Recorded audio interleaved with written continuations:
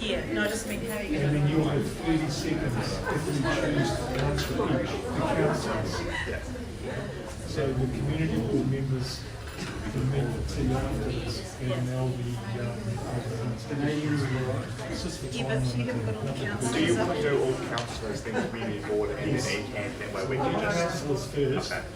So what about Ellie? Ellie needs to come up. She's chair And of it the... will be, sorry, it will be candidates, so you're all candidates. Yeah. There's no preference to No, of course not. I just mean different. Yeah. So can So we I move was along hoping this way, there but was someone else. Jay, this way, so we put Ellie in. Oh, we're going to go there. No, she's got a seat. No, you move this way. You move this way.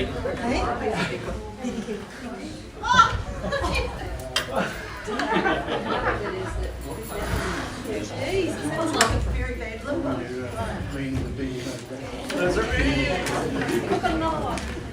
Yeah. That's all right. We've got a few minutes yet. People show up. Actually, I'm that's right there. Oh, yeah.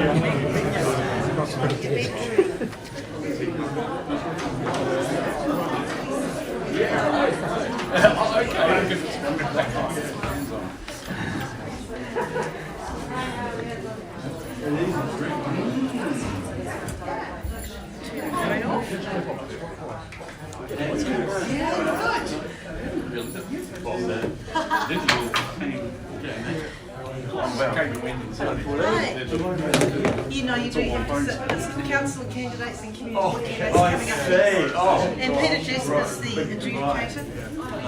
It's in Rex furniture. That's why the two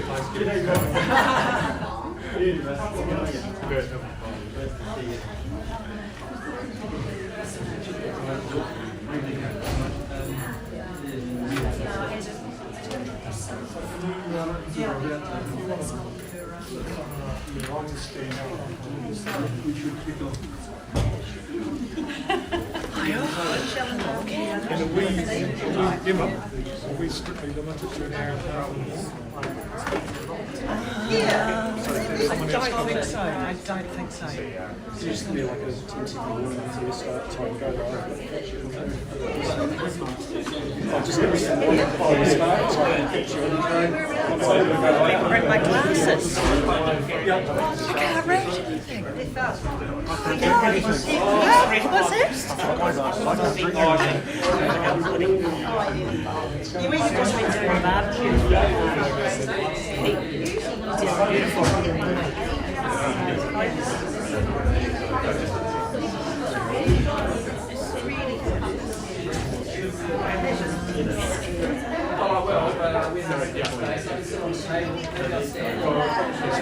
Large font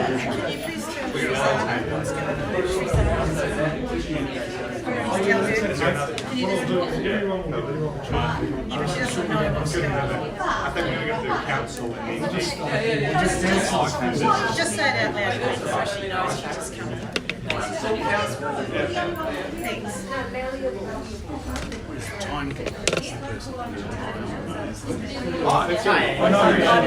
The timekeeper hasn't turned up. Oh, okay. Susanna? Councillors anyway.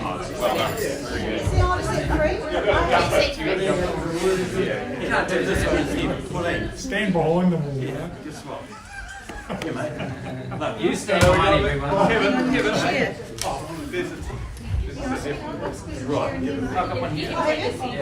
Thank you, Brian. Oh, yeah. Pull into a car park. There's no one in here afterwards. That's okay. And we've got the other one box as well. Rightio. Is that sound system working? You hear me do that? Is that working? Yep. That's working now. Okay. Cool. Okay. Yeah, we'll kick off now. It's 1 o'clock. So I'm Peter Jasper and I'm from the St Albans Residents Association. I'm from the St Albans Residents Association. And I'd like to thank everyone for taking time out this afternoon for this Meet the Candidates meeting. And also thank you to John Allen for organising it. That's John Allen over there, give him a big wave. Sorry, we were expecting any 12 people to do that. Yeah. Okay, so this is an opportunity for you, the audience, to see and form an impression of the candidates standing for council and community board in the Innes, Papanui-Innes-Central wards. Now, I'm not sure if all the candidates have turned up, but it's those that are here, so I guess we're going to give you a more favourable impression by being here. So it's also an opportunity for the candidates to show themselves and strut their stuff, so to speak, in order to convince you that they alone best represent your interests in either council or on the community board. So over the course of the last year or so, the issues that have come to the fore in St Albans in particular, and I believe also in the other wards, transport and roading, which sort of comes to poor planning and repairs. There's the Three Waters issue, which includes flooding and drainage, housing intensification, openness, transparency and accountability at all levels within the council, and some other big ones here. The council code of conduct, apparently it's covered by standing orders 11.2 and 12.2, and I think the emphasis there is, does that in some way compromise the democratic process? Are they neutered? Now the other one is dealing with climate change. So these are the issues that have come to the fore in the discussions we've had at the St Albans Residents Association.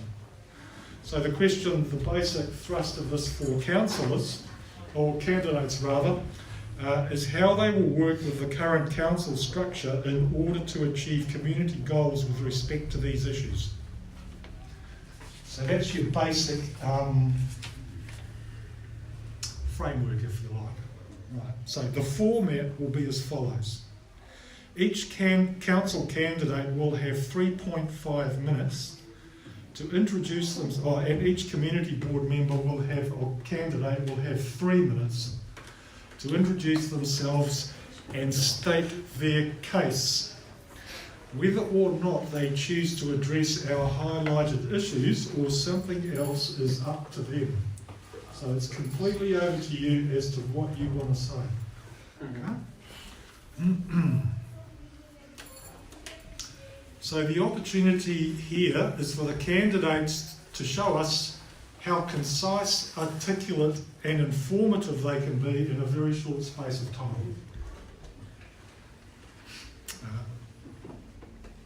So in fairness to all, please stick to your allocated time. We've got a lot to get through.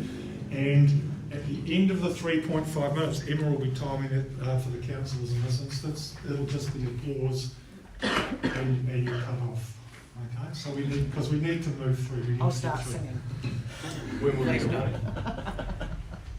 Perhaps we could Just just let people progressively finish louder. their sentence though. I mean, I just found at Bailey's it was a bit sort of, can we just let people finish their sentence? I'm sorry. It'll be a long sentence. I won't cut you off mid-sentence. Yeah, that would be okay. Yeah, as long as, but you'll be finishing your sentence. And can we also just start a fresh sentence, just a wee bit? I don't think I'll finish that one. Okay. So candidates for council will speak first. Other than that, the order of speaking is random, so it'll just be maybe whoever puts their hand up first. I was hoping we would have time to put all the names in a box, but that hasn't happened, so I might just go through as I happen to see with the names, and we'll go from there, okay? So after everyone's spoken, we'll take questions from the audience. Only for the council candidates. It's just a time constraint. If you have questions for the community board candidates, then we'll have an afternoon tea afterwards, and you're quite welcome to collar them and then ask your questions then. Now, as far as the audience is concerned, we've put a strict time on the candidates who are going to talk, and we're also putting some fairly strict criteria on the audience for asking questions. So, please think carefully before you ask a question. No rambling. Be concise. As a guideline, phrasing it as a who, why, when, what or how may be a useful guideline for phrasing questions. So you'll get 15 seconds to phrase, have your question sorted out and ask it. So we don't want any rambling questions. Think about it carefully before you want to ask the question. Now, after you've asked the question, the council candidates will each be given half a minute, that's 30 seconds, to respond to that question if they wish. So you don't have to respond, up to you guys. I think that about covers it, and I think we can get started. So, just in case I've missed anybody, who are the council candidates? Can you put your hands up, just so I get... And I have Is there anyone out here Victoria's- who's... Sorry, I've got Victoria's, apparently I'm allowed to read that on her behalf.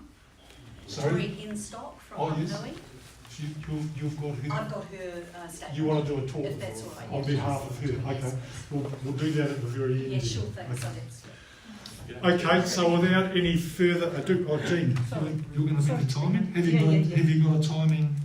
Yeah, You've got your watch? Okay, so 3.5 minutes. 3.5 minutes? Wow, that's a good one. So It was only a minute and a half last time. 3.5 minutes. Tap me on the shoulder or whatever, Kick him in or the ring a shins. bell, yeah, and we'll move on.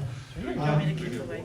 Okay, so I think just because I'm here, we'll start right here with calling. And so, ready? Go. Tēnā koutou i honga, ko haere mai nei, ko pōni kora aho. Look, currently I'm the City Councillor for Innes, and I'm asking you to vote for the candidate who knows their community. A candidate like me who works with you, who works for you, and who gets things done. But I know the communities of Innes, and you know me. I'm involved attending residents' meetings, public workshops, community events like this, including some really lovely tree planting days, delivering the local stand, and that makes me connected. And I'm standing on my track record, so please judge me on that. For me, climate change is a top priority. There are some who don't actually buy into this, and as far as I'm concerned, they are failing to face reality. And it's their grandchildren who will resent them for failing to step up and for failing to act. I do buy into it, and we must act. To reduce our emissions, we all need to do our bit, no matter how small. We know the majority of our emissions come from transport. So Council's role, I feel, is to provide safe, zero-emission transport choices, not obligations, choices, including separated, engineered cycleways. So we know our children will be safe when we get them cycling to school again. We must think beyond the loud, emotive naysayers, and we need to show courage and change our behaviours. Change is always hard. Shop with discretion, reduce packaging, and don't waste food. You know, food waste makes up to 8% of our methane gases. So I'm a huge supporter of community gardens too. The benefits to us are many. I was determined that Council buy that vacant land, that section just over there, northwest corner of the centre, and right next to the centre, we seized the once-in-a-lifetime opportunity. I mean, when would that ever come up again? And we found the money by value engineering this centre. And look at that garden now. Please take a minute to have a look at it on your way out. It's just a bounty of luscious vegetables. And a city is only as strong as its communities, so supporting local initiatives such as the Eachwear Pool project is incredibly important. It's essential, provided the project stacks up. And the $3 million council contribution to the local pool rebuild that I worked hard for together with Councillor Mike Davidson, and that was approved through the annual plan this year as a result of overwhelming community support through the annual plan process. It's a perfect example of council actually partnering with local communities to get things done together. Together, partnerships and collaboration. My track record will attest to my willingness and ability to collaborate, to respond to residents who contact me for assistance, and to seize opportunities for community benefit when they arise. So please re-elect Pauline Cotter, Inspiring Innes.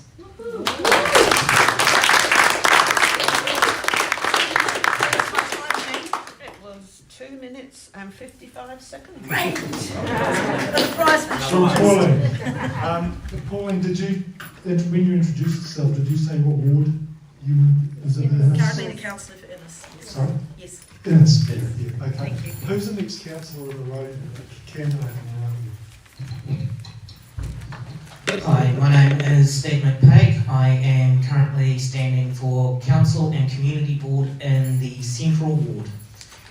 I wrote myself a little speech, but I'm going to throw that out the window. Since 2019, I got involved with politics because I was living in a cold, damp council unit. I was constantly sick. My son was also constantly sick. He missed out on 3 weeks of school that year. I sat in front of council, in front of Pauline and Mike also, and told them what it was like living in these houses. It was cold, it was damp, and now I've got a heat pump because of it. During that time, from 2019 to now, I have been a strong advocate for community housing and improved housing standards in Christchurch. I've also worked with the Phillipstown Community Hub over the last 3 years in the leadership group, and last year I decided to do a 24-hour walk raising nearly $3,000 for male survivors of domestic and relationship abuse. If elected, my goal is to improve the engagement from council. Council has missed a step in the engagement process. It listens, but it doesn't talk to the community. It overrides the community lately. So I would like to change that and see a better Christchurch because of it. Thank you.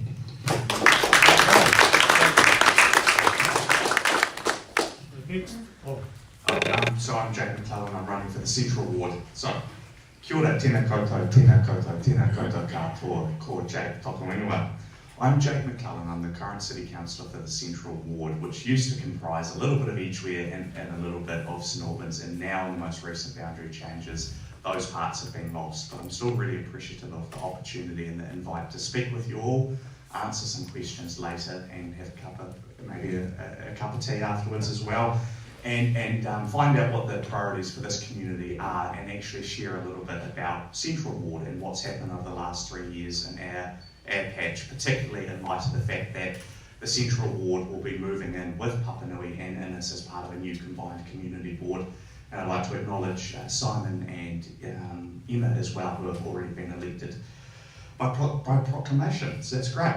Look, locally in the Linwood Village, I remember campaigning in 2019 and having almost every single person talk about the beleaguered state of the Linwood Village shops, and it was a highlight for me this term to be able to deliver $2 million to revamp that village environment. And alongside the local MP, who's also in the room, we fought for and got an increased police presence in the Linwood Village, and that's something I'm really proud of as well. Alongside Sunita and John Miller, and with the support of the community board, we've co-created an ambitious plan called Green in the East to add parks, add trees, support local biodiversity. And that was a project near and dear to the heart of the late Sally Buck. In the CBD, and the news just in, the shuttle, the council signed off on a trial to reinstate the shuttle, and I think it's more than just the CBD that are excited to see that come back. Water safety is something I'm really passionate about, but so too is the equitable access to the facilities that support learning these life-saving skills. I'm really proud of the work Councillor Cotter and I have done on our Safe Swim package. I'm also really proud that thanks to my motion, we're rolling out a living wage to our city contractors. As one of the very largest, as one of the largest employers in the region, I cannot understate the bread and butter impact that will have on the lives of hundreds of Christchurch families, as well as actually just being the right thing to do. I've championed a scheme that encouraged CBD land bankers to get on and develop vacant sites. Next term, and if supported, climate change remains a challenge our city can and should do more about, And that's why a focus of mine will be to secure a commitment from central government and council to begin work on Christchurch's light rail future. On top of these big issues, I want to lock in the swim safe package, further extend the living wage, and ride that first shuttle service. I'm really looking forward to working with this new community board. I can't wait to attend the opening of the Edgware pool, and I do want to acknowledge the hard work of Pauline Copper for getting that achieved. I must admit I was a little bit reluctant to support the project at the outset. As we've gone and built more pools as a city, the hurdle for signing off another one has become increasingly hard. And I think Edgware suffered from having to come back to council for a second top-up, but actually with Pauline's eager, steely-eyed determination and lovely kind of warmth and arm twisting, we all made the right decision in the end. So thank you.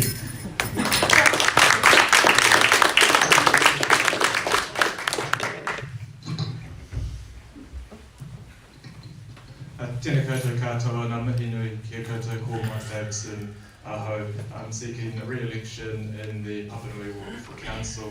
As one of the local councillors for St Albans, for the last 6 years I've worked hard with my councillor colleague Pauline Cotter to deliver many great outcomes for the St Albans community, including this community centre and securing the section beside it, and obviously also the recent funding for the Edgware pool of $3 million. The first home I was lucky enough to own was directly in front of the Edgware pool, so I'm looking forward to actually having a dip in that pool, and who knows how quickly that can happen if everything goes well.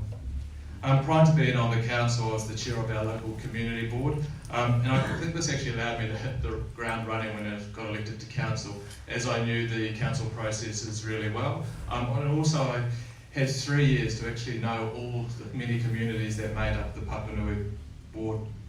For the last 3 years I've been the chair of the council's Urban Development and Transport Committee, and under my watch annual resurfacing of our roads has doubled. We secured $80 million from central government for our cycleways program, and we increased investment into our footpaths. As a council, I helped to ensure that rail stayed on the table when the regional public transport plan was developed, and I continued to advocate for rail as a solution for mass rapid transport. I believe actually if rail is going to be viable for MRT, I think it's going to be light rail, and I hope to be able to push this further with my councillor colleagues when being re-elected. As a city, we do need to stop sprawling. We have to stop building our houses on unproductive land, and we need to go up and in and not out. We need to plan for the future. We need to provide more housing choice to become a sustainable city. High density living is very important, but this makes complete sense at a city level, but obviously the impact of this is felt at the community level. That is why we need to make our communities livable as we move forward. Communities need more green spaces, more trees. They need to be bikeable and walkable. Our tree canopy is too low, and too much of that is currently on private property. We need to complete the major cycleway program so all our communities have quality, safe cycling infrastructure, and this will also include an extra cycleway out to the northeast. We also need to respond to the desire of many communities to start building local cycling connections. Council has invested heavily into fixing the major flooding issues of St Albans, focusing on homes that flooded above their floor, and it has been successful, and now we must turn our heads to access. This includes both access to homes and businesses. I've been a strong advocate for community, and when Council tried to reduce the community grants by 5%, we said no, and I moved an amendment that we instead increased it by 2% annually for the life of the LTP to actually support the many community groups that do such marvellous work in our community, and this was supported by the majority of councillors. Like many of you, I know that climate action is hugely important, both mitigation and adaptation. And climate change is a city issue. It is the biggest challenge we have in front of us, and it's important that we face it together. I support working in partnership with mana whenua, and I believe in making decisions for both now and the generations that follow. This election is really important. If you want a council who stands for strong communities and a sustainable city, vote Mike Davidson.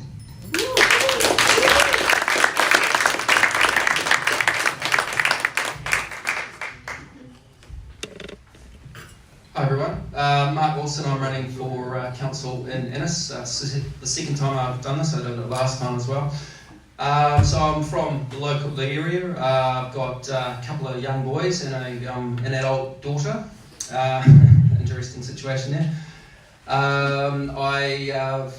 I've got an eclectic mix of work experiences, all the way from being a cycle messenger in Auckland to working in Japan, managing English language schools over there, a whole bunch of them, and being a geologist for quite a decent amount of time, obviously after the earthquakes, and I'm now at the Littleton Port.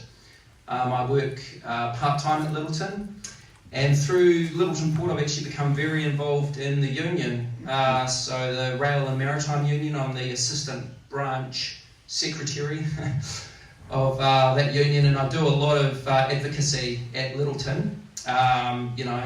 There's we've got some, not issues, but we've got some definite things that we need to be strong on at the wharf. I've known 2 people that have died, and there are other people obviously that have lost their lives down there as well. So we focus on health and safety. We focus on, just conditions so that people can actually have a good work environment, and pay, obviously. So I'm very proud to be part of the union, and as I mentioned, I'm a part-time worker there. So generally I can work about a week at the port, and then I've got a week off, and generally I'm down here.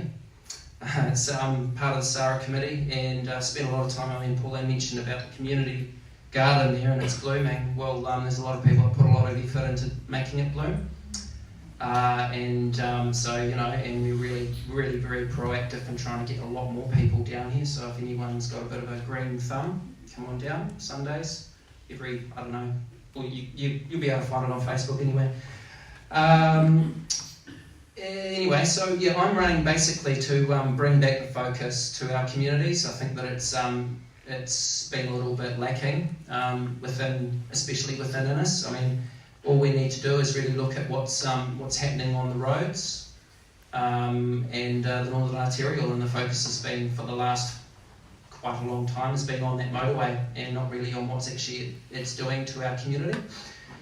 So that's a real focus to me, and you might have remembered me as one of the people that actually drove the petition and drove the community prioritisation over commuters, which is debatable presently, but anyway, I've been part of a group of people that have been strongly advocating for a long period of time for our communities dealing with the traffic from the Northern Arterial.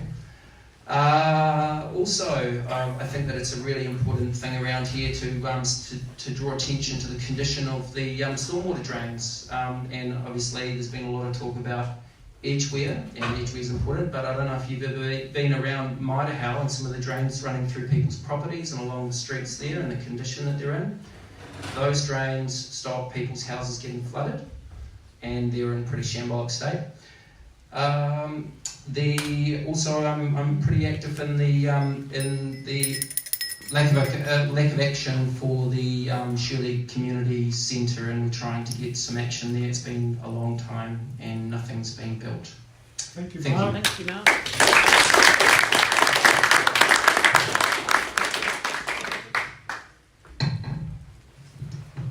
Kia ora koutou. I would just like to start by saying I don't usually wear hoodies to these events, but we had a clean-up event today, and I'd like to say thank you to some of the people that are with us today.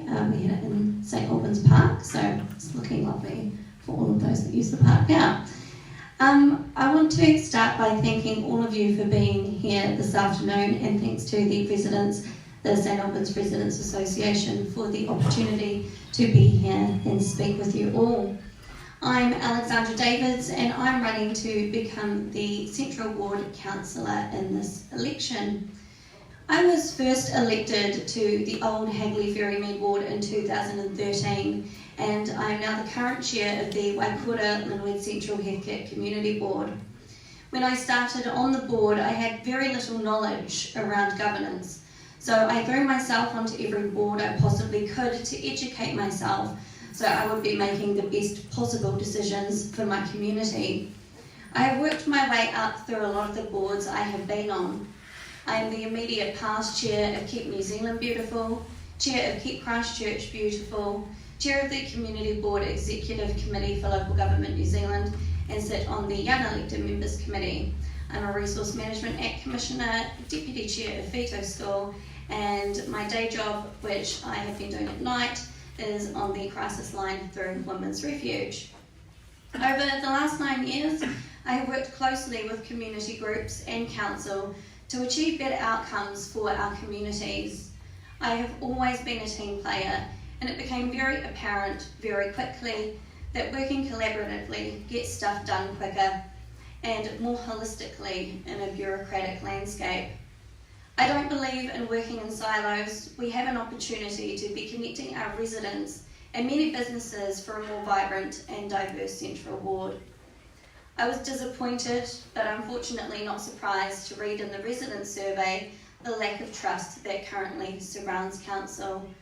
I want to be part of changing that for our whole city. I engage with our communities at a community board level now, and I know I have the skills to bring meaningful engagement to the council table. In Central, we need more green spaces, especially with the inevitable intensification we are expecting. My late colleague Sally Buck always wanted an inner city dog park, and with intensification in mind, now is the most perfect time to make this happen. Along with our green spaces, we need an increased tree canopy. I'm lucky to live on Chester Street East, where this is a reality, and with our greening of the East Plan, which Jake mentioned earlier, we are making a start, but we need to build on this for other parts of our ward and city. We need to get our basics right, our roads, footpaths and infrastructure and maintenance, and we need to make sure all entities are communicating better, so we stop digging up newly laid roads and footpaths for infrastructure work that should have been done first.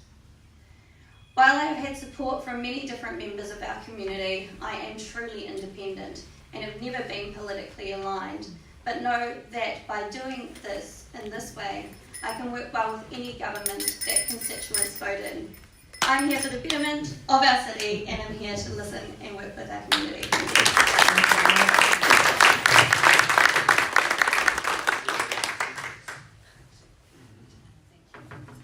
Kia ora everyone, I'm Ali Jones. I'm currently on the Papanui-Innes Community Board. I was a city councillor between 2013 and 16.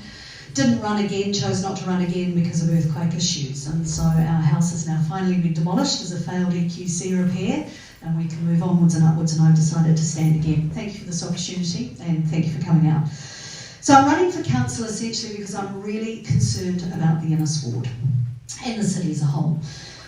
We're on the cusp of really jumping up that extra level, I think, with the city now that the stadium is in place, that last little piece of the jigsaw.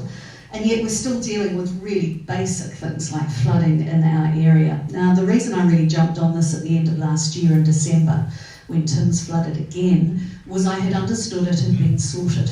And it wasn't until that closed in the week leading up to Christmas that I realised it hadn't. Interestingly, I've now learnt, and I think some members of the community board have now learnt, that one of the reasons why this hasn't been dealt with is that staff aren't able to deal with something that isn't a part of their levels of service. We call them LOSs. So staff are able to deal with flooding into homes, residences, that's part of levels of service, but they're not able to do anything around business. And who can change that? City councillors. So I was very disappointed when that was happening again at the end of last year. I'm also really concerned about the amount of traffic in the ward and in the area, the amount of infill housing, and I know that we don't have a lot of choice around that, but we do have choice over monitoring it and seeing where that housing is being built and that we have the right infrastructure in place and green space for the people living there. Now, as far as traffic goes, it's being left to inundate our neighbourhoods. You know, in 3 years, in 6 years even, nothing has changed. We've got 38,000 cars coming through into St Albans every day and back again. Now, Papanui Road was supposed to be a public transport corridor. See how that's worked out with the bumper-to-bumper traffic on weekends and during the week. The recently released Christchurch City Council Transport Plan, well, it presented some ideas, but it's basically very flawed, uninspiring, and to be frank, very worrying on how it focuses on getting people, forcing people out of cars and onto bikes and buses. Again, nothing new to see here. Public transport should not just be buses. We have a rail track that runs the entire length of the roads that come in from North Canterbury. not light rail, not MRT, rail on the infrastructure we have. Do you know how many vehicles would get off the road if we put that in place now? Now that was first being discussed when I was on council, 6, 7, 8 years ago. Nothing has been done. There has been millions spent on reports and nothing has been done. Another concern I have is the part that central government politics is playing in local body governance. City councils should be independent. We know what is best for our city. We don't need central government run from Wellington, sticking its nose into local government, and my strings, by the way, are not being pulled by anyone. I would also like to just finish off by saying I think we need to look at the city council as a whole. Is it fit for purpose in 2022 and moving forward? I find it slow, I find it lumbering and costly. So one of the things I really want to do is get in there and shake things up. Thank you.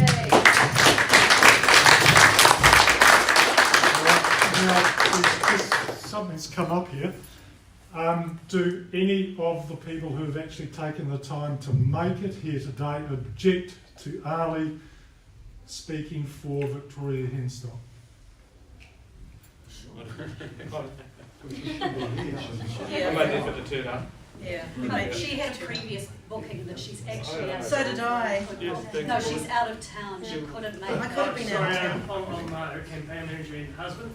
She had a prior family engagement that was, she couldn't back out of town, so she apologised. Okay, on that, I'm just going to say, would it be more appropriate if you were to read out Michael, what she you has should to read it. say? Yes, absolutely. I didn't know you were there. Oh, I can read it. Yeah. No, that's fine. If that's the issue, I'll read it. Is there an issue with Sally reading? Is the lady Do you have an issue? Oh, you should read it. I'm happy It might be more relevant if the people here might like to hear it rather than whether the people here object. What about the people Oh, okay. in the words? Okay, can we have a vote? Victoria Henstock couldn't make it. She has made some notes. Who's in favour of what she has to say being read out? Okay. Clear. I think it's better that someone, a separate person from another candidate is reading it out. No, that's fine. I'll sit beside you. You've got 3.5. Excuse me. You've got 3.5 minutes. She's It's quite a lot. I wait for Kia ora koutou. Please accept my apologies for not being able to join you today. I'm standing for council because I care about people and the communities we live in. It really bothers me that the public has lost trust and confidence in our council. I have had hundreds of conversations, and literally she has had hundreds of conversations with Papanui residents and business owners, and they are telling me that council is not listening to them. They are out of touch with the community, and they're out of touch with the community's needs. And this must change. We cannot carry on blindly doing what we did yesterday. That much is obvious. Victoria is ambitious for a better Christchurch, a city with people at the heart of all council decision making, not going against their wishes. A better Christchurch is a city with thriving. The audience? Sorry, I can't help it. Sorry. A city with thriving communities. Rebuilding trust and confidence starts at a community level. It starts with your local councillor. I want to be your councillor, clearly not me, connecting with you, listening to you, and working for you. We have some huge challenges ahead of us as a city. It's up to you as voters to ensure that we have the right people at the council table. People that actually listen to you and connect at a community level. They should be a strong advocate for you, and they must have relevant knowledge, skills, and experience to add real value to decision making at the council table. I've been a practicing lawyer for 20 years, focusing primarily on family law and dispute resolution. Beyond that, I have had 10 years experience in senior leadership and executive management positions, working with local and central government and Ngātaru. Add to that 30 years of governance, and I'm well used to working with and for people from all walks of life. I'm open-minded and pragmatic, a no-nonsense sort of person, working towards solutions that we can all live with and getting things done. Turning to a couple of hot topics. I'm seriously concerned about the erosion of our local democracy. as seen in the current legislative reforms. My legal background and existing working relationships with central government will serve me well when navigating these reforms.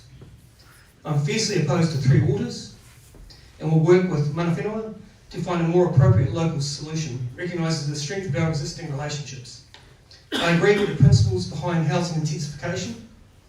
If done properly, it can promote more community-centric living, but as a city, it is up to us, not Wellington, to decide where intensification should happen.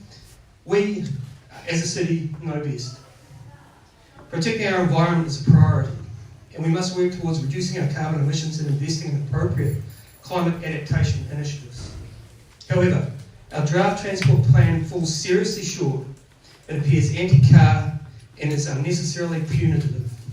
We have to go back to the drawing board and expand our options. Improving accessibility citywide should be our focus to support our business and local industry and improve livability of our city. Surely there has to be better options than congestion charges, road taxes, and financial penalties for central city businesses. That's it. Thank you. Thank you to all the candidates for City Council. What I'm going to ask is if the City Councillors will move back into this area and the Community Board candidates can move up here, please.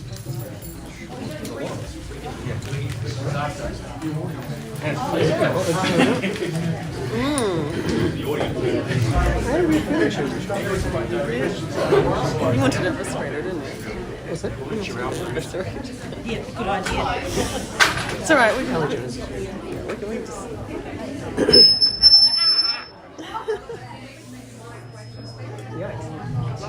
It's alright, we just can't. It's just one thing.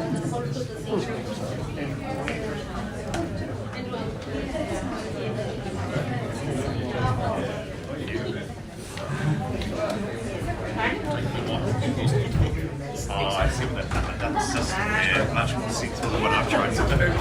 I'm not sure I understand.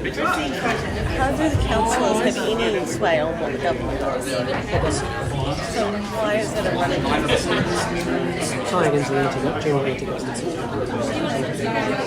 by being elected to council, which is also almost like government. Not totally stupid. I don't get it, but it's fine. There's a bit of It is. Yeah, definitely. It does get on.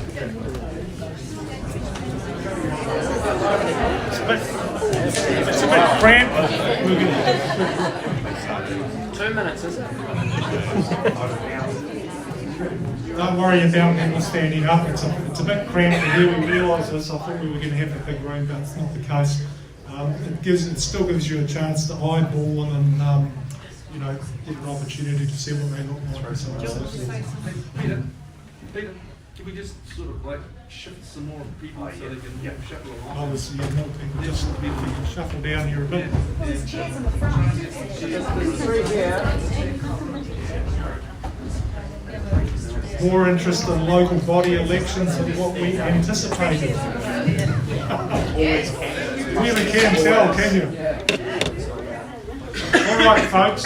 So all these people here are candidates for the community board, and you get 3 minutes to state your case, as spoken earlier. And I'll start right here at the beginning again, no particular order. So state your name and the community board that you are standing for. And then you've got 3 minutes to state your case. Any questions? No? All good? Kia ora everybody, my name is Emma Twaddell and I am standing for the Innes ward of the brand spanking new Innes Papanui-Central Community Board. So, and I think that is a fantastic place to start. I have personally been advocating to the council for many, many years to include Innes with Central, because it means that we've got some people back in the city. So what this means, this change, what this means to us in Innes is that we get a say, we get a vote about what happens in our inner city. So the people of Christchurch get to say more what's going on down there. And I think that is really exciting. Another change with the ward boundaries that I'm excited about, and I would like to, if I get elected again, would like to be straight onto, is we get Aberley Park back into our ward as well, which has been sitting over in Fendleton ward. And so there's a lovely wee hall in Aberley Park. In fact, Aberley Park, if you've never been there, go, because it's a very beautiful historic park. And it needs a lot of work being put into it because it's been left for quite a long time. So it's exciting to have that back, and we can have some influence around that. So that's just the changes with the ward that's coming up that I think is exciting and new. And for us sitting around that table, we're now dealing with central city issues instead of more areas out in the what I call the wop-wops. So those of us who have chosen to live in the city, who have chosen to put up with and deal with problems like transport and intensification and things like that, we live here, we choose to deal with those problems. I've been all over those for years. I've advocated strongly against ensuring that our community facilities and amenities are looked after during our intensification, and our services, our drainage, and our waterways and our trees and all those things that are important to us in our inner city communities. I work hard to look after those and make sure that we keep having them. Sorry, I'm a bit, I didn't actually organise anything because I've been doing a street clean-up this morning. But anyway, so a little bit about myself, if I've got some more time. Nothing to know anyway.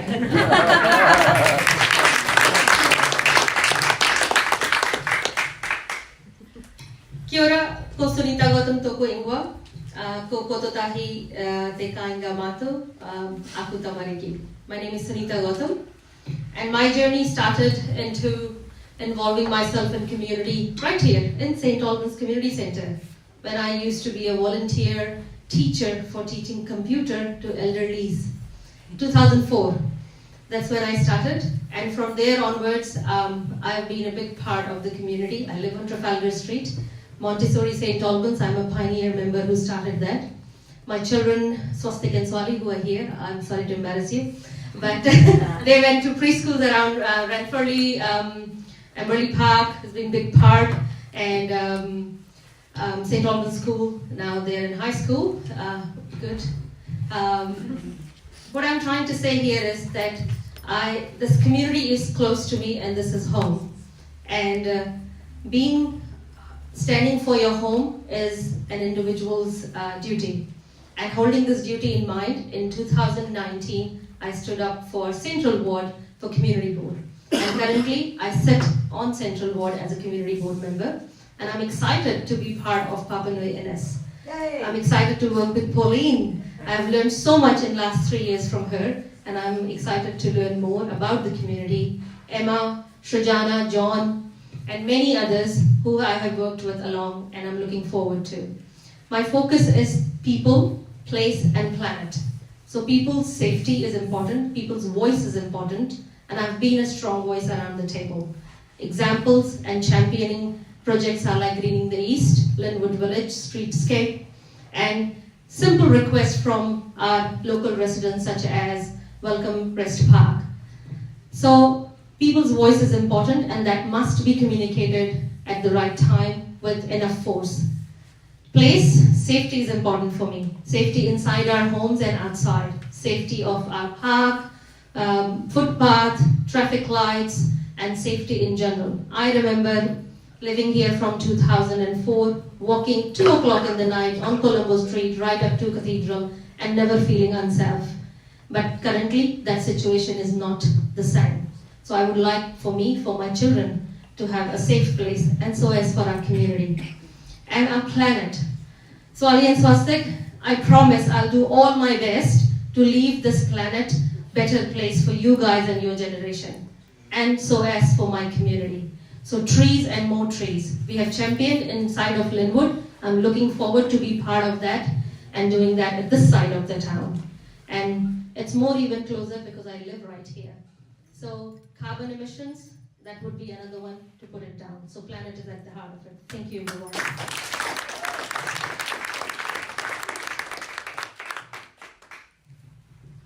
Kia ora tātou katoa.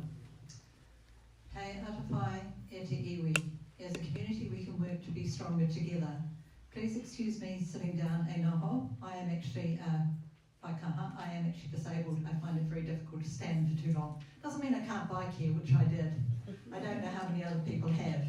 Anyway, encouraging you to have safer communities through safer roads, through safer involvement, and getting involved also with your community through the community police officers.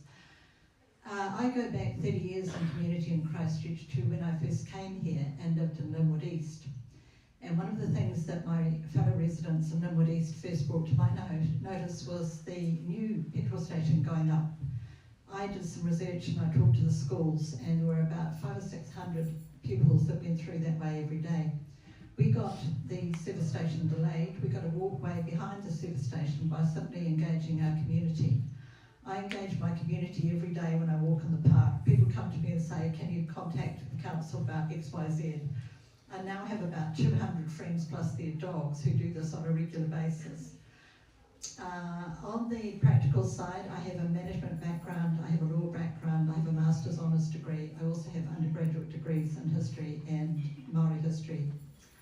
I didn't get those easily. I actually worked 3 jobs at any one time. My dad died when I was 11, but he taught me before he died to get out there and actually connect with people, look at things holistically, look at challenges, face up to them and get on with it.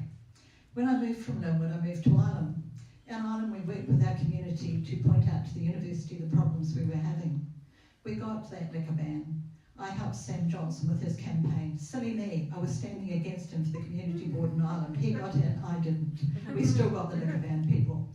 I don't give up. I face challenges head on, and if you know me, you know I have a Cairn Terrier, my second Cairn Terrier, in the last 22 years. They go to the jugular. I do 2 when I need to. But I'm quite happy to actually make friends with people. And I have done that on council and with councillors and with community board people. In fact, a community board member who shall be nameless asked me to stand, and I said, no way, absolutely not. I'm already involved, no thanks. But here I am. And mentioning contacts out there, I have actually now got a one-to-one basis with the consents officer to make sure buildings are actually put up more carefully. Even though the planning that went through under lockdown, we had a lot of consents allowed by the council, no notifications to residents, so intense bills, cash cows put up in our environment, trees taken down, and communities changed as a result. I've also worked with community police officers to hand out the 105 information, because we've had cars broken into, garages broken into. People have come to me in the streets surrounding mine and told me what's been happening, so we've got onto it. That's it. Thank you very much. Sure. Thank you. Hello again, my name is Alban and I'm standing for Central Ward, one of the perks of being both council and community board candidate. Who here knows about sewercrisis.nz Facebook page? Cool. I and a part of a few team members that I have worked with set up this page to provide information that council was lacking to provide this to community. Myself, and I see Don has disappeared from the back, we both advocated for $1 million for the people of Bromley and the surrounding areas. That is one of the little things I have done this year. Over the years, I have recently worked with Jake and Alex on Greening the East, and it's something I am proud to have done and proud to have worked with both of them. I just want to keep the community engaged, and I'd love to see a closer and safer communities all around Christchurch. Thank you.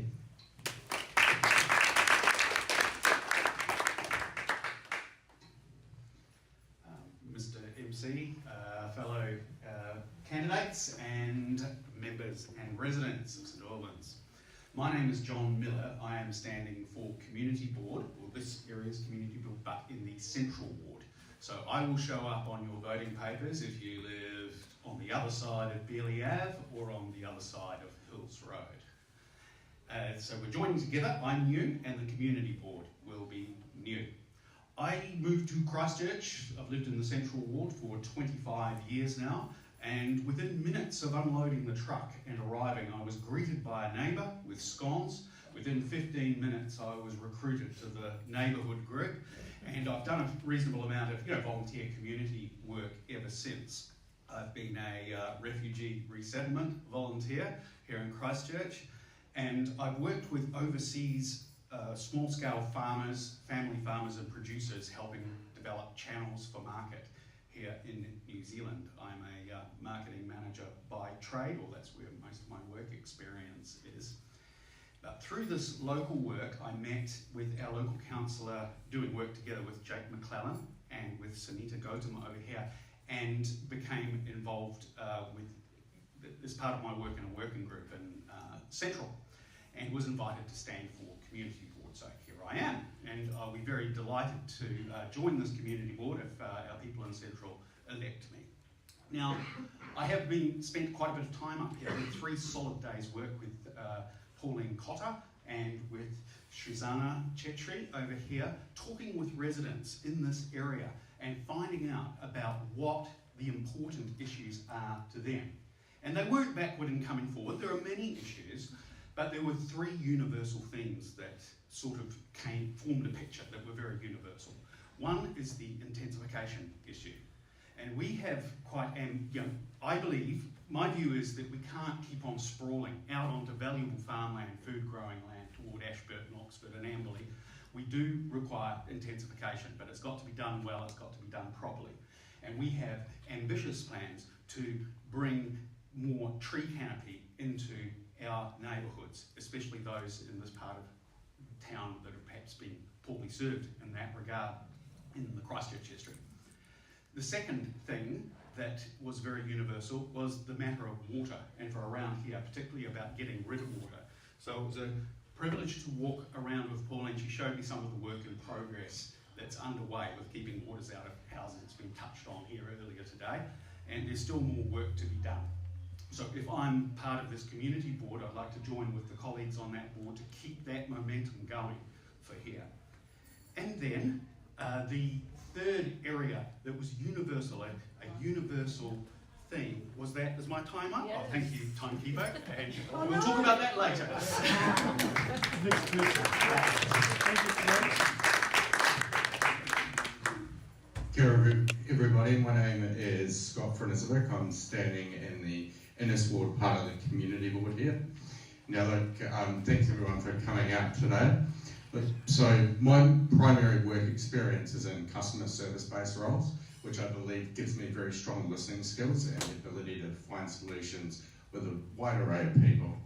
I previously owned a small business, which gives me the ability to think strategically, and I think that's incredibly important in Christchurch as we find a number of these challenges that have been previously alluded to. And finally, at the moment, I'm currently working in the banking sector, which requires you to be able to grasp quite a level of detail, but also be able to add the numbers up and get the numbers right.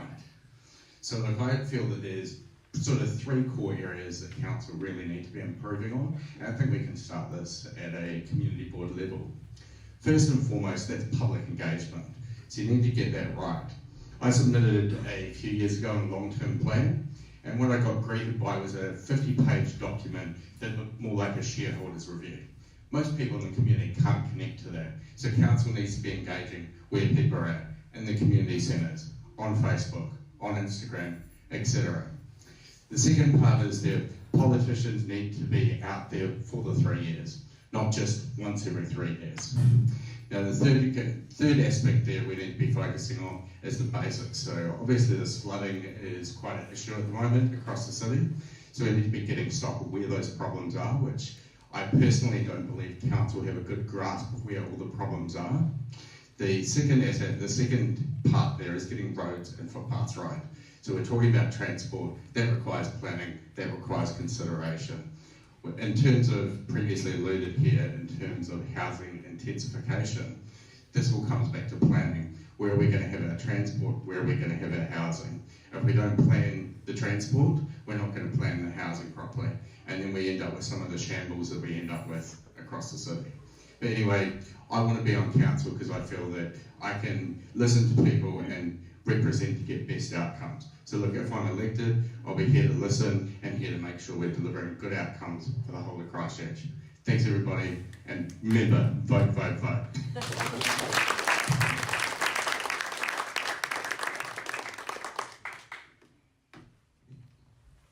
Kia ora koutou everyone. My name is Rizana Chitri. I did write a speech, but I'm just going to be very raw. I was born in Nepal before coming to New Zealand in 2008. I grew up in this area. I attended Mariho Primary School and also Mariho High School, so I feel very connected to the Innes ward. So by profession, I am a probation officer, but I also hold other positions around the community. I'm also a community leader for the Bhutanese Nepali community. I'm also a deputy chair of the Multicultural Advisory Board at the Christchurch City Council. So my areas of work have always been people-facing because that is something that I'm passionate about. I'm driven by my empathy for others and my passion to make a positive impact. Some of the focused areas that I have for Innes is, and this is something that I take very personally, is unsafe roads and intersections. I've lost my mum and my baby brother in a car accident, and some of these issues, roading issues, can be prevented by making intersections safer, adding, safer zebra crossings in places, especially around schools. And I'm not only focusing on road safety for drivers, but also for cyclists as well, making sure that whoever wants to bike to school or anywhere, that they should be able to do so safely, and also for pedestrians as well.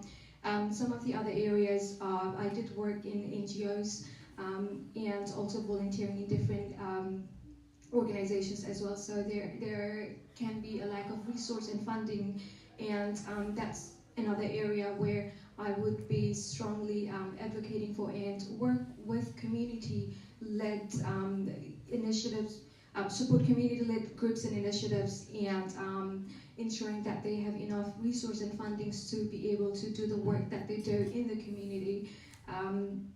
Another area is also crime prevention and neighborhood watch, and some of these things that we can establish in the community, because at the end, everything goes back into the people. And if we can be able to ensure, the safety of the community and what we can do to help people, we will flourish. And that's what I'm in for. And out of all the things that I want, for the Innes ward, another thing is representation, and this is the reason why I'm entering into local body politics, is because I just want to ensure that all voices are being heard and represented. Is that my time? Just finish the sentence. Okay, thank you.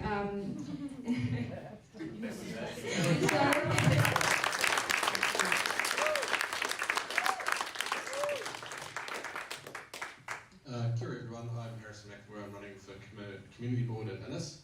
I'm going to pose you all a rhetorical question firstly. What is the average age of an Innes resident? The average age of an Innes resident is 34. That's quite young. So we take that and then we look at an article in my stuff a few months ago that there are more councillors named John in New Zealand than there are councillors born after 1980. I'm born in 1998, that's still 18 years before I was born. So I'm young, but we need young people in our society. Young people will be the lifeblood of the next generation of political interaction. and it is a dangerous thing to exclude them from the political process, whether deliberately or indirectly. So we've heard a lot about politics and we've heard a lot about representation, but there are a lot of young people in this room, I noticed when I was standing up here, and we need to be making sure that their voices are heard. So we're going to talk, I've heard a lot of policies up here, we'll talk pragmatisms then. So if I run for, I'm running for community board, obviously I'm up here. If elected, I made a list, so I took all the things that we got given in the email and I made a nice wee list out of it, so I might as well use it. So top of the list was transport and our infrastructure and the way that we have traffic in our ward. Now I live literally a block off of Cranford Street. Every morning when I go out my drive, there is cars stacked up on Cranford Street. It's not the way we should be doing things. We have the opportunity as a rebuilding city still, there are still parts that are being rebuilt, and we have an opportunity as a city that is facing intensification, climate change, and a wide swathe of social issues to improve the way that we are mobile in our city. So we need a dedicated, we need to be expanding on the long-term transport plan that was released because it was a draft and there are many things that are missing from it. But it's a basis that we should be working off of and with the support of the community and the community board to actually push for the solutions that we need for climate change. So we're looking at things like multimodal shifts. We're not pushing people out of cars, we're giving them other options so that you don't have to take a car to travel across the city.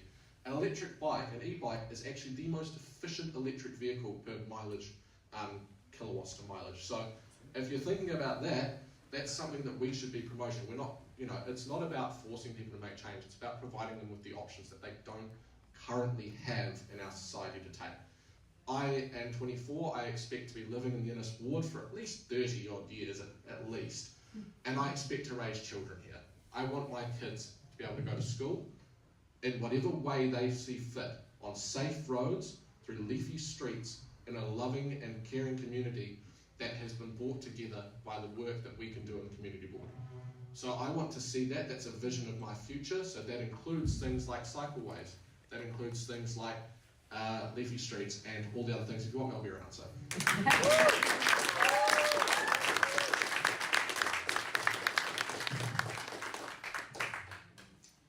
Yeah. Kia ora koutou, I'll stand up. My name's Kevin, and I'm retired. I'm a granddad. You've heard from the young people now. You're going to hear from an old bugger. So this is probably the last thing. I would probably be the most reluctant candidate here in a way. I mean, to start anyway, because it's the last thing I would ever have thought of to do is run for community board or any political position really. Is our MP still here? I was about to acknowledge Duncan, who was here before. Kia ora, thank you. Which is great to have support from our MP in this area. Now I'm running because of what happened over the last couple of years, our pandemic, if you like. There was a lot of fear-driven decisions that were made, and a lot of, and because of that, some of our rights were surrendered or removed during this time. And also, I saw democracy slipping away from us. Look, my whole life I've been here, and I was shocked to see it slipping away from Aotearoa, a place that I'd love to live. This is my place. This is our place. And we were always together. Kiwis were always together. Anytime I've travelled overseas, very proudly to be a Kiwi. And we've always stuck together. We've done things together. We were recently called the Team of 5 Million, which is brilliant. It was a brilliant name, but it meant like very little when it actually came to it. We were encouraged to divide. We were encouraged to look at other people differently. It was an us and them society. And I want to do something about that. I want to bring us back together, and I want to give real, true democratic representation.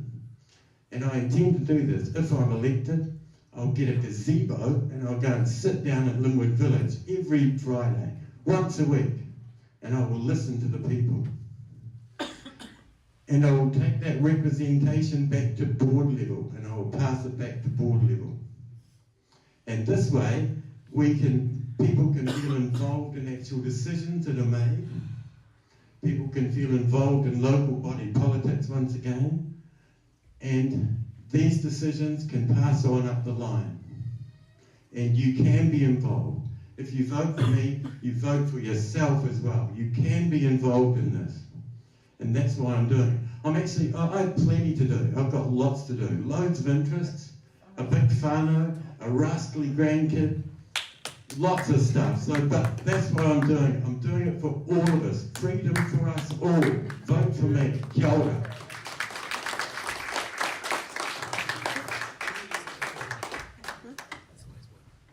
Hello, I'm Andrew Pengelly, and I'm a candidate for the Innes Ward, candidate for PIC Community Board.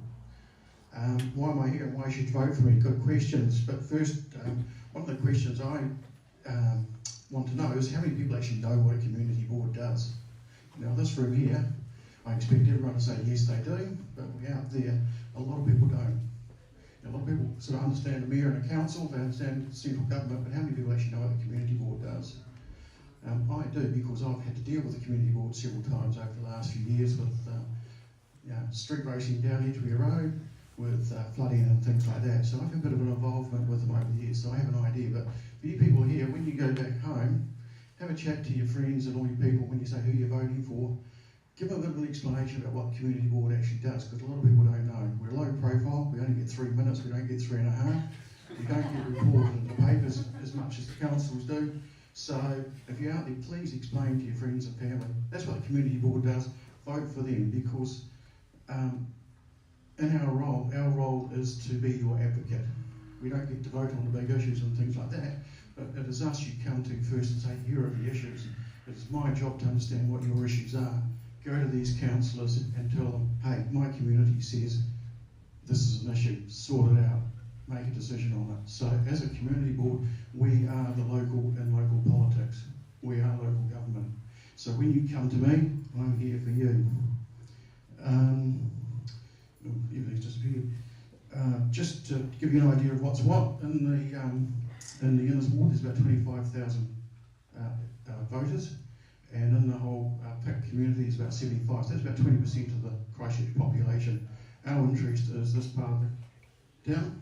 So when you're talking zombie icebergs and doomsday glaciers in Antarctica and the rising tide coming in, I don't care about it here because we're above that tide level, but we do worry about the refugees from New Brighton coming through. So we've got a slightly different view in this community than what some of the other communities have. So the issues here are local to this issue. They're slightly different down at the beach. They'll be slightly different in Akaroa.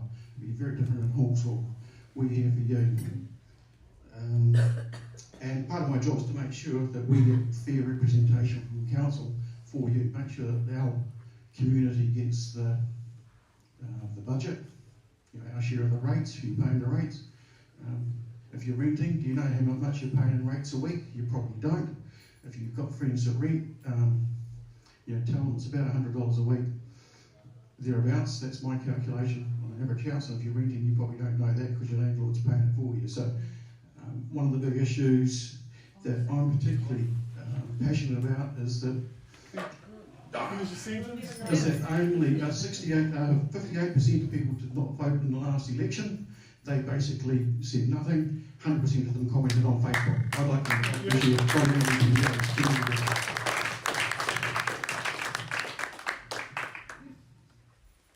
Hi, I'm Robbie Dobby and I'm standing for the Innes board.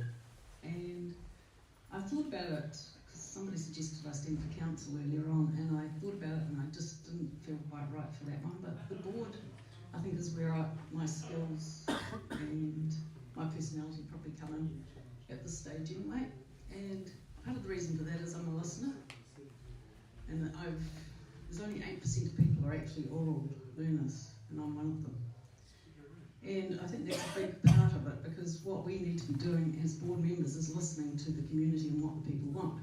But then you hear what people have to say, and at that stage you've got to look at it and think, okay, I could take this straight through to the council people, but maybe on the way I should do some research myself and understand the topics, and then maybe I should do some analysing of that information, and then maybe I should feed it back to the people, what I've learnt, and then take those requests back onto the council. And I think that's, my background has been very strongly in business, and I've looked at lots of avenues of it. When I came up to Christchurch, returned back to Christchurch, because I'm from here from a little chat,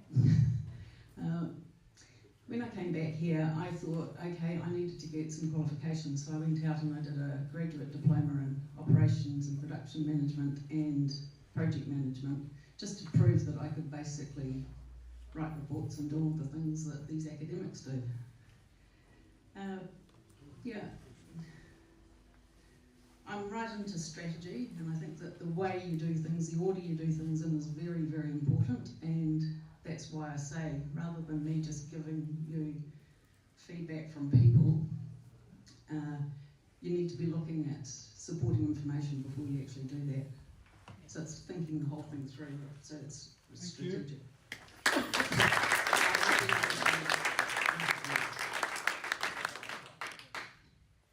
Kia ora koutou, I'm Emma Norrish, and I've had the privilege of representing you for the last 9 years as a community board member, for the last 3 years as chair of the Waipapa Papanui-Innes Community Board.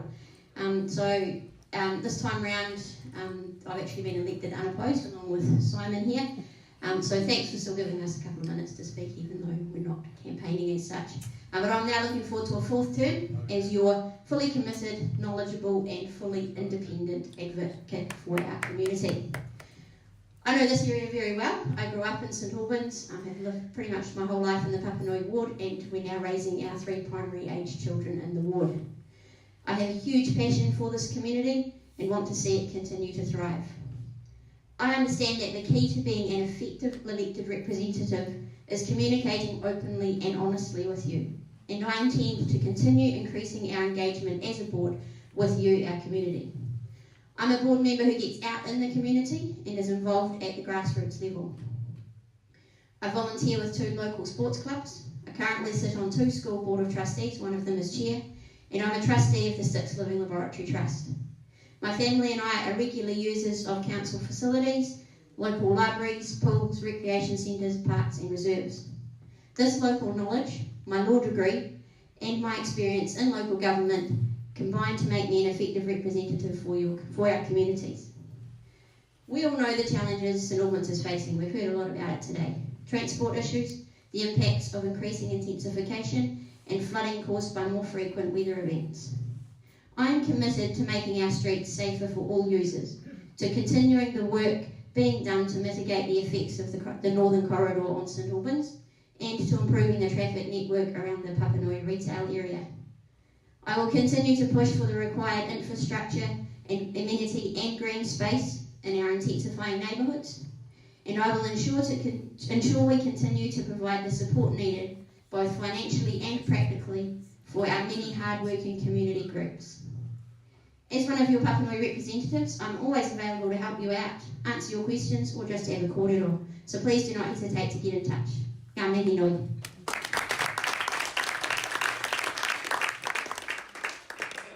Just really quickly, thank you.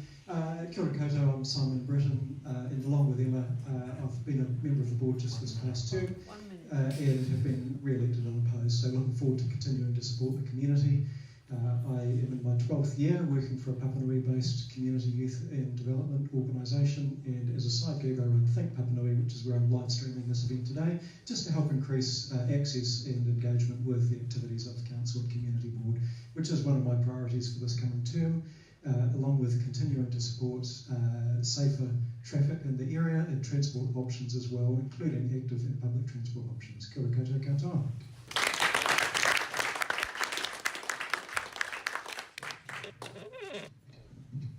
All right, so that's it for the community board candidates. Thank you all very much for attending the board.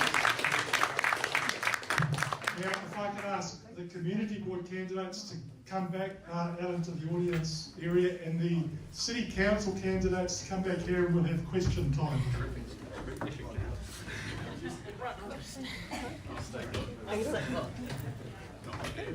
We're not part of it, so the majority of those people are not. Because even Norwich were Democrats.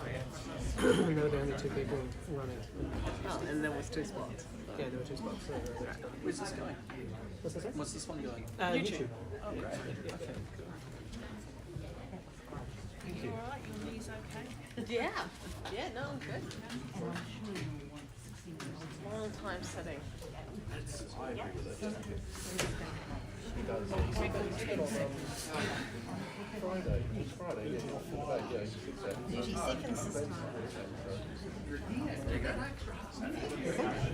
I'd watch you if I was in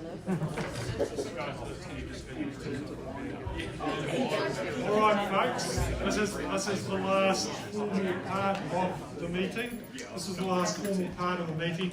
So questions are from the audience. So I would prefer it if the community board members who are in the audience would refrain from asking questions until members of the public have asked questions and we've exhausted that. If we don't exhaust that in our time frame, then could the community board members candidates just stay quiet for now. So please think carefully before you ask a question. We don't want rambling, we want you to be concise. It would help if you phrase it as a who, why, when, what, or how. That's a useful guideline for you. So you've got 15 seconds to ask your question. It's in fairness to all, so 15 seconds. If you can't get it out on that time frame, think about it further, or look, just save it for some other time. And now each of the councillor candidates will each have 30 seconds to respond to that question, and I think the way we'll do it is it's just a hands up. First with their hand up, we'll get to the microphone, and then we'll just pass it along there. So we need to pass this microphone around, I think, for questions as well. So who has a question from the audience here? Okay, start with you, Dan. Thank you. I'd like to know what your first priority is for reducing emissions.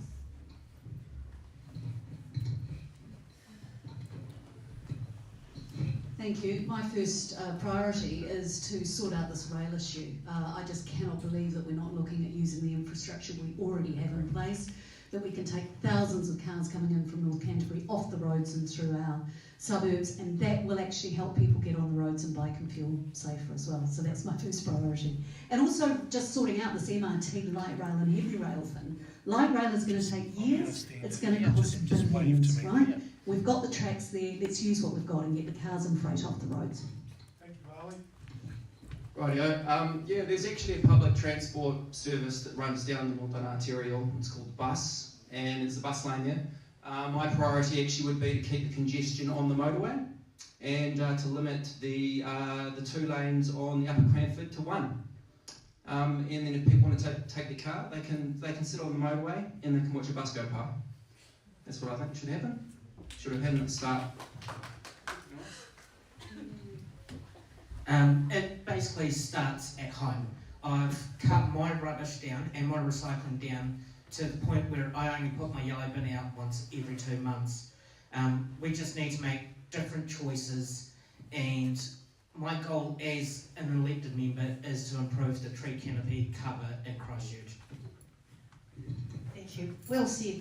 Look, I agree with that. Start at home, start small, every little thing. So we've got to actually encourage the behaviour change and be brave enough to do that. I bought an e-bike a couple of years ago. It's fantastic. You can get to work, you're not all messed up, but you have had a little bit of exercise for the day. Just every little thing we can do. So the cycleways to me are super important in making sure that our children can get to use them, because we all know what it's like in the school holidays when there's no traffic, and that's because the kids aren't being dropped off at school. So transport is our biggest source of emissions, so we need to start with transport, walking and cycling. Thank you, Pauline. Thank you. Just quickly, transport is 54% of our emissions, so that's where we need to focus. Obviously, intensification is really important as well, because if you make more city communities actually reduce those emissions as well. We need to complete our cycleway network. We need to actually accelerate our PT Futures program, which is really focused on Christchurch City bus transport. We need to actually sort out our MRT. I will support what actually the business shows reduces the most emissions and actually is viable. We've got to be careful with heavy rail because it actually doesn't end in the city.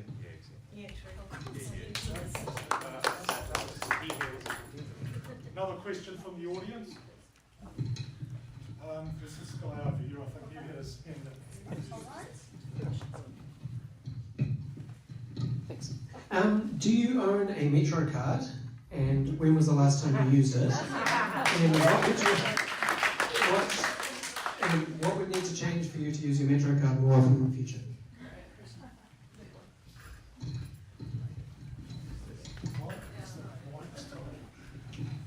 Yes, I owned it. The last time I used it was actually to operate a locky dock in the Central because I bike everywhere. Probably busted about a year ago when it was running a bit hard. Yes, I do. I last used it in December when I needed to get into the CBD. I just use it when I need to go and shop in the CBD. Yes, I do, and I used it probably about a year ago. I'm not a great bus rider because I just live up the road and I take my bike. But great question. Yeah, I love the buses, especially when you sit up the back up high, you get a great view. No, I don't. However, my children and the mother of my child also have Metro cards. They take the bus to school, and they also quite often are left on the side of the road when the bus services don't turn up, and that can be up to an hour in certain areas. So it's pretty substandard. Yes, I do, and to be honest, I have not used it for a very long time. But I have an EV, which I really enjoy. I think we do need to be looking at our bus services, and I think having cheaper rates is a positive. It would be really fantastic if we had more weekends when we have big things on in the centre of town or in different places across the city, that we actually look at putting on free buses. When they have been free, we've seen great uptake. So, thanks, Alex. Yeah. No, I don't have a card. I don't use the bus. I use my e-bike. And I also think if we got more cars off the roads, more people would use the buses. And what we're doing at the moment is not working and does not get cars off the road. Anybody else? Yeah, I also have a Metro card, haven't taken the bus for a long time, and a fellow Leaf owner, but in terms of what would get me on the bus more frequently, free fare, reduced fares are great, but service provision, as Mike alluded to, and frequency are what's going to really drive behaviour change. I'll try to, probably won't be able to go around everybody, but we'll come back to you next. How could we and how should we get youth engaged in local body politics?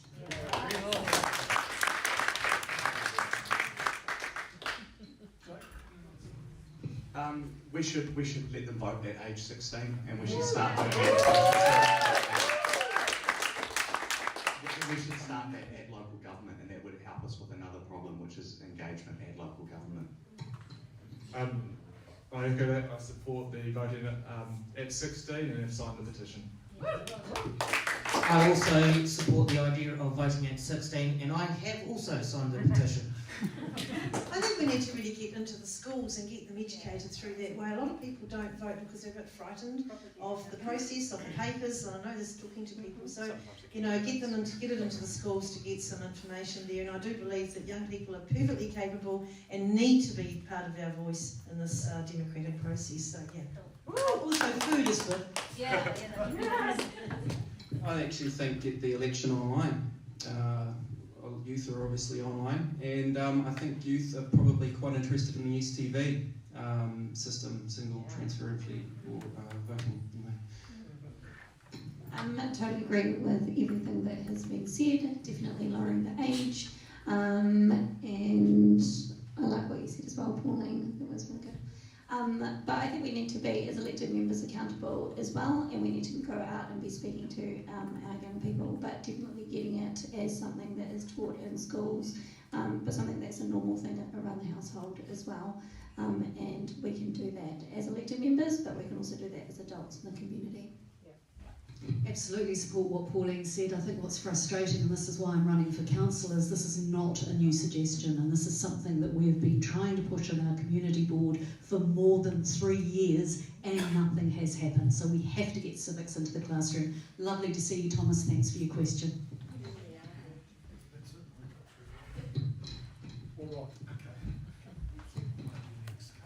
Hi, different people have been talking about safety. Now, I listen a lot to Talkback Radio. You get a lot of good news from real people on Talkback Radio. There was a father about a year ago. He had to start driving his son because the bus exchange was not safe. There's been people being beat up around Westfield, Rickerton by other kids. Do you have a question there? So what is it that your plan is to make the streets safer and the buses safer? Again, what's been frustrating is the huge lack of enforcement and visibility of police, and I just think that elected members need to advocate for their community, and if that means going to Wellington, meeting with ministers, raising issues, we should be advocating for people. I don't see enough of that, so that's what I'd be doing, is raising it with a very senior police and making sure that they start doing their jobs, actually. I agree with that. I also think that we've seen with Phillipstown, the Phillipstown policing teams being in particular areas. I think if we had more of those teams available within the community, they're not just there saying stop being naughty, but they're actually there creating relationships. And I think that is something that is desperately needed in Christchurch at the moment. I agree with those thoughts. Community activation, and specifically community activation within youth groups and connections. You look over in Shirley, there's some real, the Shirley Village project is doing great work over there, with addressing some of the real issues with youth crime and youth delinquencies and all sorts of bits and pieces. So really just giving youth something to do, facilities as well, where they're able to actually spend some time rather than hanging out in bus shelters creating problems. Social media has a lot to answer for. I see videos of teenagers breaking into cars. We need to put pressure on social media as well as having more policing in the area. Oh, thank you. That's a huge question, massive question, and I think Mark sort of hit it on the head. Keep kids engaged, keep them out of crime. That's why the Eat Report is so important, to get that back, a really safe area for them to be in. And I think more people in the central city will help, and environmental design is really important too, so we have lighting in the appropriate places and people actually feel safe. So it's a huge question to answer in 30 seconds, I'm sorry, but it's fair to say that we're all here committed to that outcome.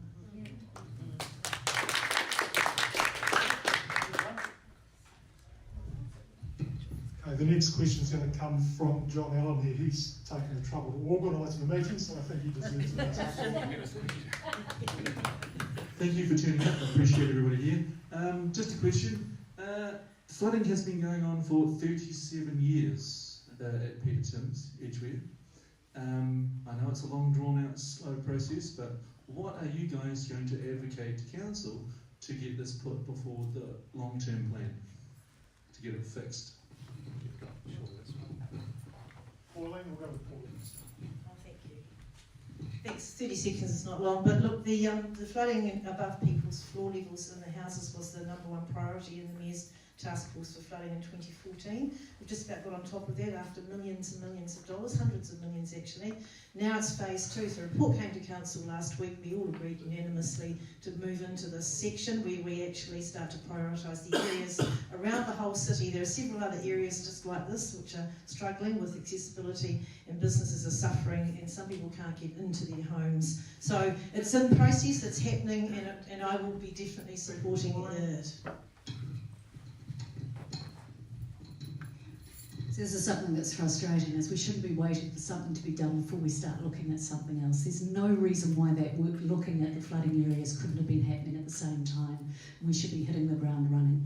There is very poor communication with these businesses when the flooding comes. There's no texting, there's no door knocking.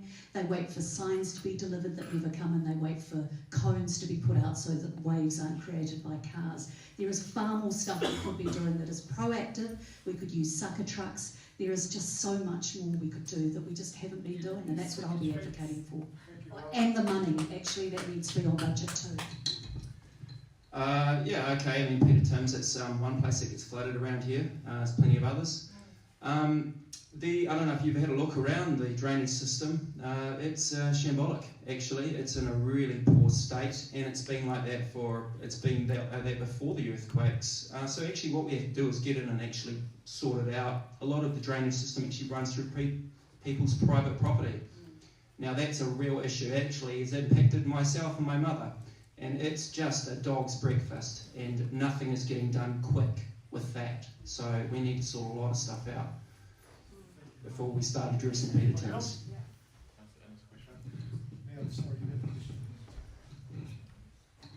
What do you see as the council's relationship with mana whenua?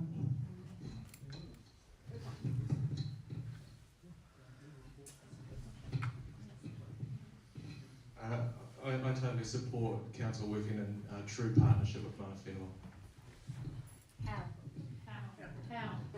Well, I think actually that's having a discussion with mana whenua and seeing how they want to have a partnership, not us telling them how the partnership should be.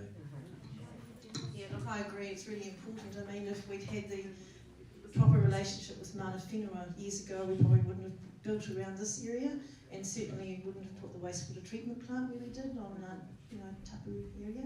But we've actually got a joint committee at council. We've set it up, the Papanui-Innes-Central joint committee.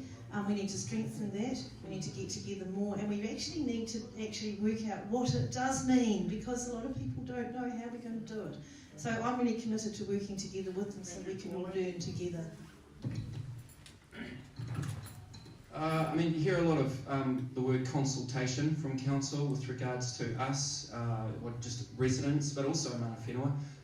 I'd like to really change that to collaboration and cooperation. That's really what I want to hear, and so that obviously is big energy, big efforts, and a lot of talking, but probably some good solutions and good results. Yeah, I agree with the fact that we should be working with mana whenua and asking them how they want to work with us. Currently, they are working within council and are happy with the way they are working as far as I'm aware. But I think it's about having those ongoing conversations and making sure that we are always on the same page. And when things do pop up from time to time and there's not actually been those proper conversations, we can actually address those. I have nothing to add. I agree with my colleagues. That's it. Okay, we've got space for 3 more questions.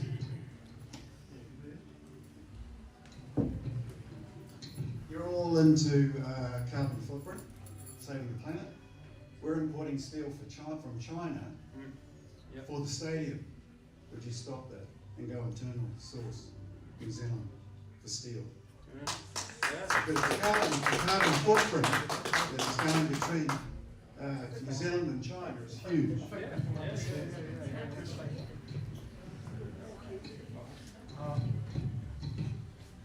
For youth that don't know, I work in a hardware store.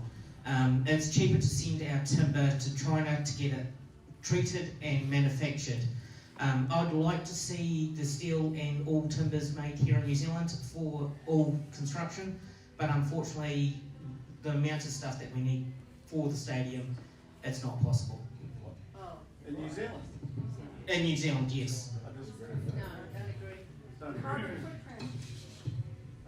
Yeah, I mean, I'm not sure on the specifics really with regards to the steel industry. I haven't done my homework in that area.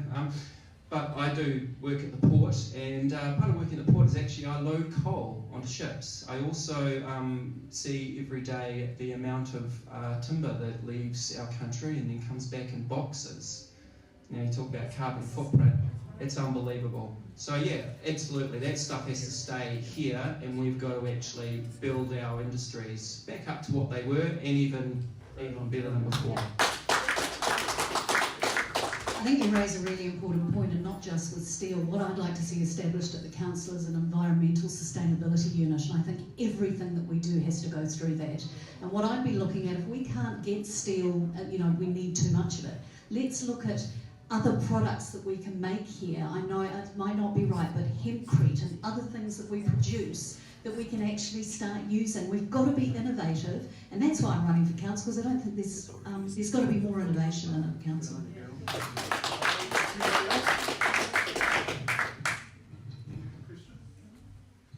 One more question after this fellow here. Do you think getting elected members to use active transportation at least once a week, buses, walking and biking, would help improve service?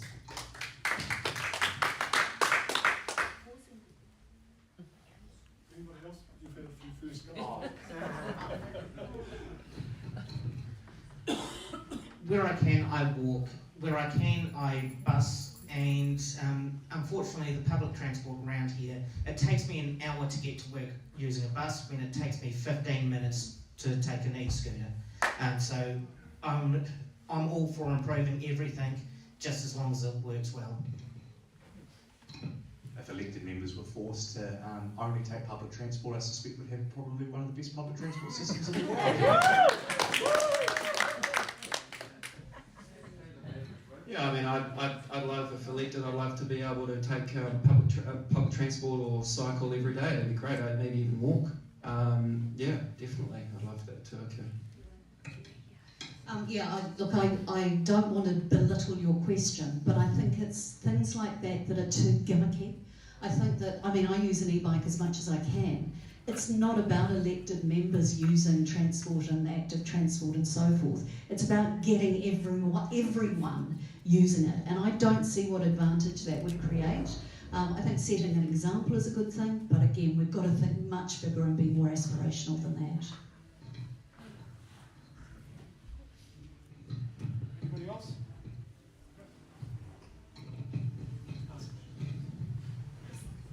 The City Council's Living Wage Council. What I want to know, who is going to ensure that they stay a living wage council, and who is going to encourage businesses within the council buildings to become living wage employers? Yeah.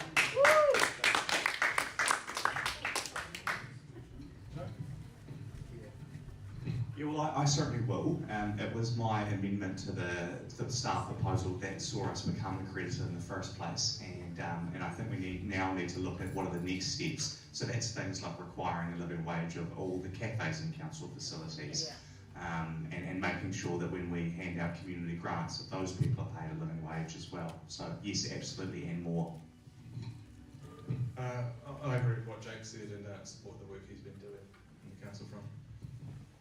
Yeah, look, actually, I have to give credit to the People's Choice for this one, and particularly Jake McClellan pushing 3 years. We worked really hard for the last 9 years to get the living wage through, and we have finally got it through. There was a lot of barriers to that, and I'm standing here quite proudly to say we got it through. And now we're trying to get it through the Christchurch City Council holding companies and through to the contractors, and we will not give up on that because it's the right thing to do.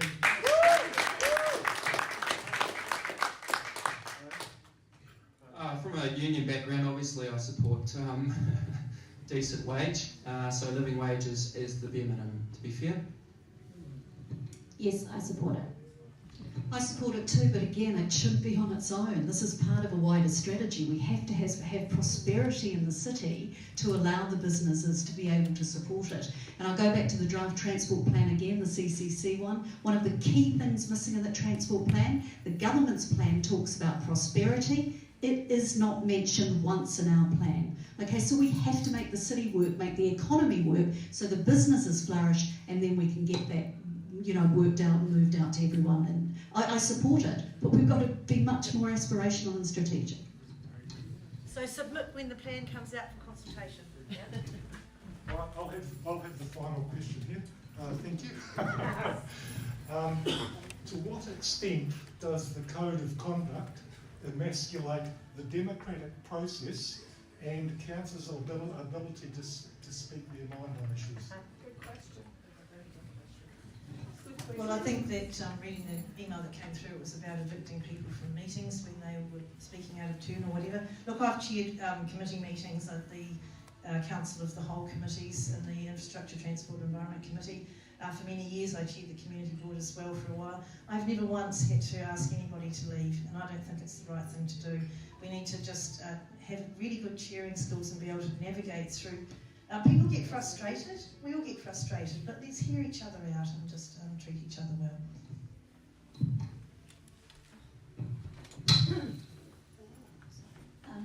Look, I agree with Pauline to, basically everything Pauline was saying. But I think basically at the end of the day, we need to be treating each other with respect. As a chair myself, I've never had to stop people from speaking. But once you start personally attacking people, I think that's where it gets messy and it's rude. And I think people actually just need to start treating people better generally in society. And you see a lot less issues in a lot of different places.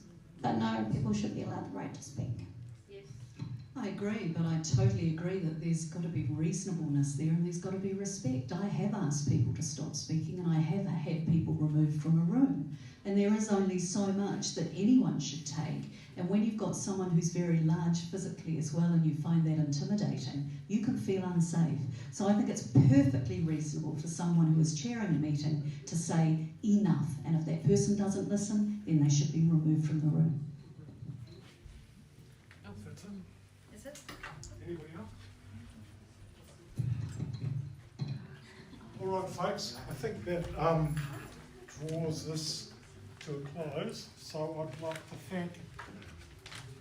to thank you all for attending. I'd like to thank the council candidates for attending and the community board candidates for attending. And I'd like to give a special thanks to Jean here for being our timekeeper.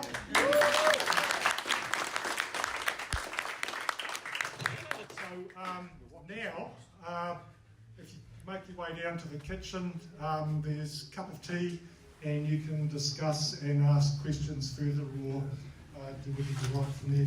Let me just check to make sure there's anybody else that I should have been thinking. So I hope you're all going home and you feel a bit more informed and in a better position to decide who you're going to vote for. Thank you very much.